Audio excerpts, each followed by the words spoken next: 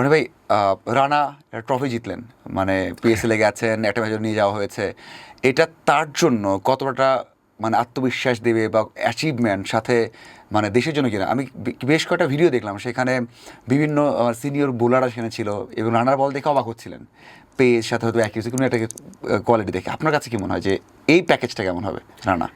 অসাধারণ। প্রথমত যে বিসিবি অসাধারণ একটা কাজ করেছে তাকে এখানে যেতে দিয়ে, যদিও একটু রিস্ক ফ্যাক্টর ছিল যে টেস্টের ঠিক আগে, কিন্তু তারপর এই চান্সগুলো আপনার নিতে হবে যখন একটা ইয়াং প্লেয়ার এরকম একটা টুর্নামেন্টের ফাইনাল খেলছে, খুব ইন্টেন্স ম্যাচ, কিন্তু এই এক্সপিরিয়েন্স ইউ ক্যান বাই, আপনি এটা কোনোভাবেই পারবেন না। সো ওর যে এক্সপিরিয়েন্সটা হয়েছে এটার জন্য হিউজ কাজে দেবে ভবিষ্যতে যে কোনো প্লেয়ারের জন্য, একটা ইয়াং প্লেয়ারের জন্য এটা দারুণ। এবং তিনি সেখানে গিয়ে যেভাবে বোলিং করেছেন, ম্যাক্সওয়েলকে যেভাবে আউট করেছেন, এটা তার কনফিডেন্সের জন্য হিউজ একটা কাজে দিবে। সো আমি মনে করি যে বিসিবি খুব ভালো একটা ডিসিশন নিয়েছে এবং রানা সেটা দারুণভাবে কাজে লাগিয়েছে। এবং এই যে প্যাকেজ এবং রানা পিএসএলে যাওয়ার পর যেটা হয়েছে, ওয়ার্ল্ড ক্রিকেট কিন্তু এমনিতে ন্যাশনাল টিমে ভালো করছিলেন, পিএসএলে যেহেতু আরও অনেকেই ছিলেন ওয়ার্ল্ড ক্রিকেটের, আপনার ইংলিশ কমেন্টেটররা ছিলেন, তারা কিন্তু ওইভাবে হয়তো আগে দেখেননি, তাকে কাছ থেকে দেখলেন, তারা কিন্তু অনেকেই চমকে গেছেন। হ্যাঁ, বাংলাদেশে একজন পেসার, একজন ফাস্ট বোলার এরকম আছেন, ওয়াসিম আকরাম থেকে শুরু করে সবাই তার প্রশংসা করছেন।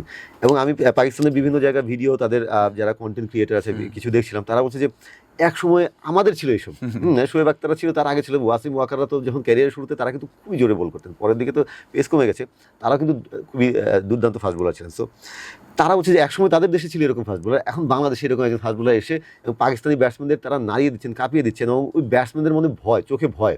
আপনি ম্যাক্সওয়েলের আউটটা যদি দেখেন, ম্যাক্সওয়েল কিন্তু সরে গিয়েছিলেন, কারণ ওই পেসটার জন্য, হ্যাঁ তিনি সরে গিয়ে খেলার চেষ্টা করেছিলেন, যে পেসটার যে একটা ভয়, ফিয়ার ফ্যাক্টর, এই ফিয়ার ফ্যাক্টর বাংলাদেশের পেসেটাকে কখনো ছিল না, সেটা রানা যোগ করেছেন এবং সেটা ওয়ার্ল্ড ক্রিকেট এখন নোটিশ করছে পিএসএলে যাওয়ার পরে, এমনিতেও তিনি করছেন। সো এটা একটা দুর্দান্ত ব্যাপার, রানাকে জাস্ট আমাদের কেয়ারফুলি হ্যান্ডেল করতে হবে।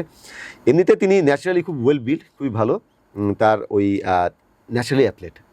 একটা ভালো ব্যাপার হলো তার অ্যাকশনটা খুব স্মুথ, খুব বেশি প্রেশার পড়ে না, খুব জটিল না। সো তার ইঞ্জুরিতে, এদিক থেকে ইঞ্জুরিতে পড়ার সংখ্যা একটু কম।